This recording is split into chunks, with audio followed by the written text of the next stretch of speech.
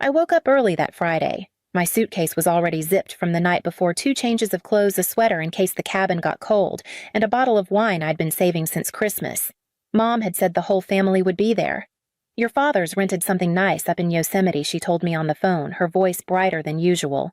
"You'll finally get a break, Marie." It had been a long time since that kind of invitation felt warm. But I said yes. By 7:10, I was parked in front of their house, just like she asked. The van was already out front, one of those oversized black Sprinter things with tinted windows and a private driver who looked more confused than friendly. He held a clipboard in his hand and asked, "Name Marie Carter," I said. He scanned the list, scanned again, then looked up. "I'm not seeing you here, ma'am." I thought he was joking, but the clipboard didn't smile. Just then, the side door slid open and Ryan, my younger brother, leaned out grinning like we were at a college reunion. "Sis, he said you made it." "Apparently not," I replied, nodding to the clipboard. Ryan shrugged. "Yeah, about that. This trip's kind of for people who still show up, you know." He held up a champagne flute already half empty. "You're always working. We figured you'd understand." Inside the van, I caught a glimpse of Mom Helen Carter curled up against the window with her sunglasses on. She didn't wave. Dad Richard was fiddling with a Bluetooth speaker. No one looked surprised to see me there, but no one made room either. I nodded once. Not out of agreement, just acknowledgement. Then I stepped away, reached into my coat pocket and opened the banking app on my phone. 3 swipes, 1 click, a confirmation screen. Family expense card frozen. The driver glanced at me again, but I was already walking back to my car. No one called out. No one asked why. On the drive home, the bottle of wine rattled gently in the passenger seat, unopened. I didn't cry. I didn't scream. I didn't even speed. I just sat with it, the weight of being almost invited. Turns out I didn't need to be on the list to end up paying for the trip. It didn't happen all at once. That's the thing about slow erasure, you don't notice it until the space you used to fill is just gone. It started with a phone call back in 2012. Dad Richard had lost some hours at work. "Just a rough patch," he said. "The mortgage is fine, we're not asking for money." But by the end of that call, I'd offered to co-sign a refinancing. It felt like the right thing to do. Then it was Mom's dental surgery. $6,000. She cried on the phone, said the pain was keeping her up at night. I told her not to worry. I paid the bill directly to the clinic. Later, I overheard her at a family BBQ telling Aunt June she'd managed to handle it herself after some clever budgeting. She didn't even glance at me. When Ryan got caught up in some gambling mess, something about a bad loan and a friend who disappeared with the money, I wired $5,000 into his account. He said it was a one-time disaster. 2 months later, he posted a photo from Coachella with a caption, "Worth every penny." He didn't tag me, of course. That Christmas, I bought a new space heater and had it delivered to their house overnight because Mom said the furnace was making noises again. She sent back a thank you by forwarding me a coupon for flannel sheets. "You should get some rest," she wrote. "You work too hard." Every family dinner, I was either taking a work call in the kitchen or updating their Wi-Fi settings while everyone else was having dessert. When Ryan showed up with store-bought pie, they lit candles. At one point, I told myself it was just timing, that I lived farther away, that my job made me less available. But the truth was, they never asked me to be present, only to be useful. Last summer, Dad called during my lunch break. He couldn't remember his online banking password. I reset it remotely. A week later, a transfer went out to a car detailing shop under Ryan's name. When I asked about it, Dad said he needed help getting on his feet. You know how it is. And I did. That was the problem. Every time they needed something, I showed up. Not physically, Ryan had that role. He brought bags of chips, forgot to take out the trash left early. But he was there. And apparently presence outweighed provision. They framed Ryan as the loyal son, the one who stayed close. I was the background process, invisible but essential. You only notice when it's gone. Last Thanksgiving, I sent a card with a handwritten note. A real one. I signed it with "Love, Marie." It didn't show up on the mantle. There was a group photo, though. Ryan holding the carving knife like a trophy. Dad's arm around him. Mom's smiling cheeks flushed. Someone had used a filter that made the table glow gold. There was an empty chair at the corner. I recognized the sweater draped over the back. It was the one I left there the year before. They had literally edited me out of my own seat. And still I kept paying. One more month, one more bill, one more quiet contribution. Not because they asked, but because not helping felt like betrayal. And maybe I thought deep down if I just kept saying yes, they'd eventually see me. They didn't. The calls started before noon. First, it was Mom, a voicemail voice high and brittle.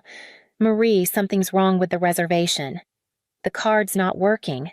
"Did you maybe change something?" Then Dad, sounding irritated more than concerned. "Can you just fix it?" "We're standing at the front desk like fools." I didn't answer. The texts came next, frantic, overlapping. Ryan sent a selfie of him and Mom outside the lodge, thumbs down with the caption, "Family trip cut short." Some people can't let go. No context, just the insinuation. I muted the group chat. Instead, I called Jasmine. She'd been a quiet friend for years, former co-worker turned IT security consultant. We met once a month for coffee when our schedules aligned, which wasn't often. The last time I saw her, I'd helped fix her aunt's estate taxes. She said she owed me a favor. "I just want to know if anything weird's been happening under my name," I told her. I didn't expect much. Maybe a missed subscription or a duplicate account somewhere. But Jasmine was thorough. 2 days later, she sent an encrypted folder. Inside, a credit card application from 3 weeks prior. My name, my birthday, my social, Ryan's address. A flagged login attempt to my retirement account from an unfamiliar device tagged Carter Home. A customer service call to my health insurance provider voice recorded. It was Mom pretending to be me. She'd tried to update my mailing address and add a dependent named Ryan. The cold didn't hit all at once. It crept in slow like air from a door you didn't realize was open. It wasn't just about money anymore. It was about permission, about how easily they assumed I wouldn't notice. Or worse, that I would notice and still say nothing. I sat in my apartment that night, lights off, laptop open. The bottle of wine still unopened on the counter. I didn't need it. The sharpness was already in my chest. Ryan had borrowed $5,000 and never paid it back. Dad had slipped charges under my name. Mom had impersonated me, and I'd brought them pie. For years, I let the benefit of the doubt cushion everything. Maybe it was an accident. Maybe it was just stress. Maybe they meant to ask, but forgot. But the signatures were clear. The dates lined up. The transactions weren't mistakes. They were habits. I didn't text them back. I didn't explain. I just stared at the screen and let the silence settle thick and final. If they wanted me to play the villain, I could be one. But I wasn't interested in revenge. I was interested in proof. I started with the easy things, screenshots of bank transfers I hadn't authorized, statements with charges that didn't belong to me.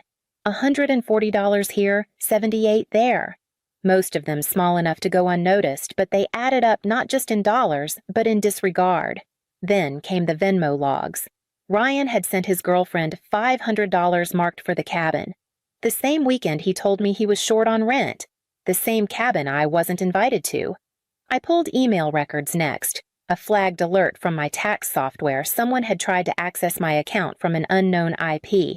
Timestamped at 3:14 a.m., 2 days after I'd frozen the family card. I went back to the insurance call. Jasmine had clipped the audio cleanly. I listened once, twice, and then a third time, Mom's voice, calm and pleasant, answering security questions like she'd done it 100 times. Yes, that's her birthday. Yes, she's added a dependent.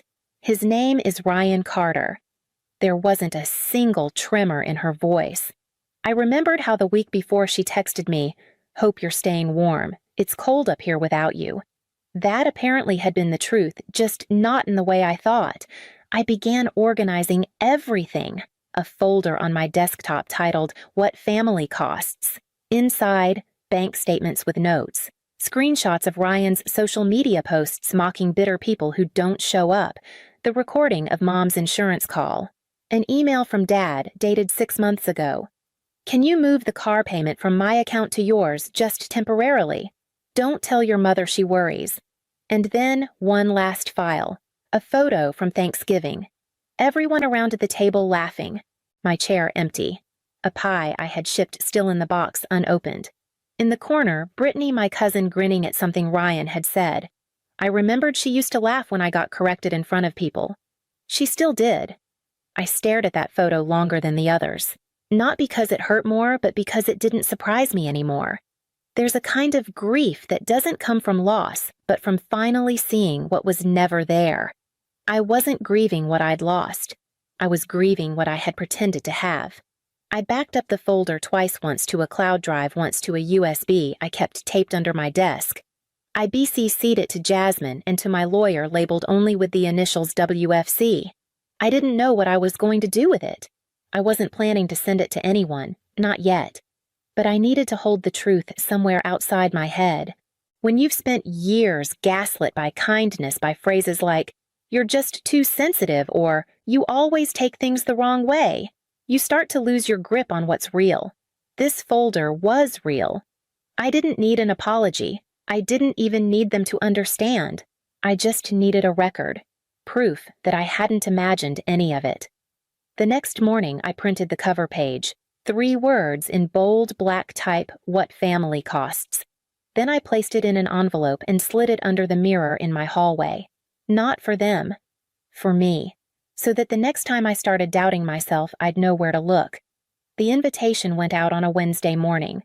Subject line, "Family finances 15 minutes, no explanation." Just a link and a time. Friday at 7:00 p.m. Mom replied with a thumbs up emoji. Dad sent back thanks for being the adult. Ryan didn't respond. At 6:58, I sat at my kitchen table laptop, opened the bottle of wine still untouched beside me. I'd never wanted a drink less. They joined right on time. Mom had curled her hair. Dad wore a collared shirt like he thought this was a job interview. Ryan showed up last, chewing gum, chin resting in his hand. No one asked how I was. I didn't speak. Instead, I shared my screen. A folder appeared, titled "What Family Costs." The first slide was a bank statement, a $600 transfer from my checking account to an auto parts supplier. Billing address, Ryan Carter. Dad leaned forward, squinting. The next was an email from Mom's Gmail, left logged in on my iPad last Christmas. Marie always helps. She won't even notice. Mom flinched.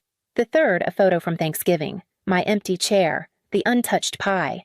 Brittany's smile frozen like punctuation. I didn't explain any of it. I clicked to the final slide. A voice recording played Mom answering questions on a health insurance call, pretending to be me. The audio was clear, the answers confident. When it ended, the room, even virtual, went still. Dad was the first to speak. "Marie," he said, "measured, we didn't mean harm. You've just always been good with these things." Ryan rolled his eyes. "Jesus, it's a bunch of bills. You're blowing up the family over spreadsheets." Mom's voice cracked. "We were struggling. We thought you understood." I looked at them, my parents, my brother. Faces I'd known my whole life, suddenly unfamiliar. "I did," I said quietly. "I understood everything." No one spoke. I ended the call. There was no announcement, no final word, just a blank screen and the soft click of disconnection. For the first time in years, I didn't feel guilt. I felt gravity, the kind that comes when something finally settles where it belongs. Not one of them called back that night. I didn't tell anyone I was leaving. I didn't write a farewell note or send a dramatic group message. I just started making calls. First to the mortgage company. I had co-signed the house loan 12 years ago, back when Dad said he couldn't qualify on his own. I filed the release of liability paperwork, submitted copies of their income, and got confirmation within 48 hours. Next was the bank. I revoked every shared authorization the backup card Mom used, just in case the joint account Dad had quietly funneled utilities through the auto payments Ryan had linked to my name. Each login, each cancellation felt like lifting a weight I hadn't realized I was carrying. I contacted my accountant. Years ago, I'd set up a small trust, nothing fancy, just leftover investments and bonds I didn't touch. My family had been listed as secondary beneficiaries. That changed. Now the trust pointed to a fund for first-generation college students. I didn't need to know their names. I just needed to know they weren't mine. I moved the next week, not far, but far enough. I didn't update my address with anyone but my HR department. My new lease was signed under a privacy service. The utility bills were in my name, mine alone, routed through a secure third party. No one could spoof them this time. I bought a second phone loaded with a new SIM, new contacts, a new number. The original one went into a drawer. I turned it off without looking at the notifications. It would stay off a graveyard of names that once knew how to find me but no longer had permission to. It wasn't revenge. I wasn't interested in watching them suffer or wonder where I'd gone. I just didn't want to be reachable. They had treated me like infrastructure, quiet, reliable, and always available. I wasn't anymore. The only letter I sent was to the family's landlord. A copy of the release paperwork. A copy of the unpaid rent history. A single line. Please remove me from this arrangement. I am no longer responsible. He called to confirm. Sounded stunned. Said, "They always talk like you volunteered." I laughed just once. They talk like I didn't have a choice. And maybe for a long time I didn't. But now I did. And I chose to disappear not from spite, but from self-respect. 6 months passed. Quietly, like fog rolling over a road, I no longer drove. In that time, no one knocked on my door. No surprise visits. No letters with return addresses I recognized. Just stillness. The kind that doesn't echo the kind that replaces apology with absence. I learned new rhythms. My new apartment was small, white-walled with dark floors that creaked in the morning. The coffee shop 2 blocks down knew my name, but nothing else. My fridge was full. My phone only rang for people I chose to keep. I never reached for the old phone. Not once. But sometimes word found me anyway. A former classmate forwarded a Facebook post from Mom, a blurry photo of their half-lit living room. Caption: "Sometimes the people you raise forget who raised them." Ryan had liked it. Then commented, "Some people only show up when the lights are on." I didn't laugh, but I did close the app. Last I'd heard, the power had been shut off again. Aunt June called one afternoon. Said if you'd just explained how bad it was, I hung up before she finished. They all knew, but knowing means acting, and acting means risk. It's easier to watch someone carry weight than to help them put it down. The final message came from Dad, an envelope with crooked handwriting and blue ink. 3 pages of legacy talk. Bloodlines. A plea to put things back together. I tore it in half. Then in half again. Then again until it fit inside 5 envelopes. No return address. He sent another letter. Shorter. Angrier. "You'll regret this. You're still our daughter whether you like it or not." I sent one final reply. One sentence bold and centered. I was never yours. I was just useful. I never heard from him again. The new rug arrived that Friday. Gray background. Clean font. I laid it outside my door and stepped over it as I came back from groceries. It read, "Not your emergency exit." And that was enough. You don't have to explain what happened. Not to them, not even here. Maybe you were the one who paid, stayed quiet, kept showing up until one day you didn't. Maybe they still don't understand why. But if this story felt like something you've never said out loud, just leave a sign that you're still here. A single word they never said to you. A dot. A date. Or nothing at all. Sometimes silence is the loudest answer. You don't have to go back. Just let us know you made it out.